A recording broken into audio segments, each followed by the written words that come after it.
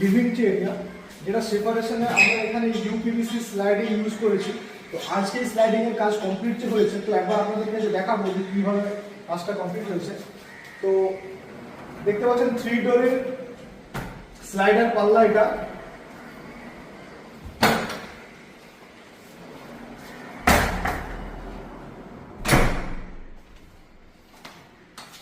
এটা 3 ডোরের স্লাইডিং পাল্লা।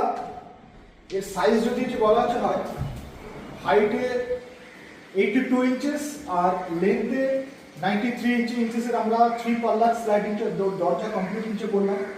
এটা লিকটা হচ্ছে সাইডে, আর এটা হচ্ছে ব্যালকনি, যেটা সেপারেশন ক্রিয়েট করলাম এখন। তো দেখতে পাচ্ছেন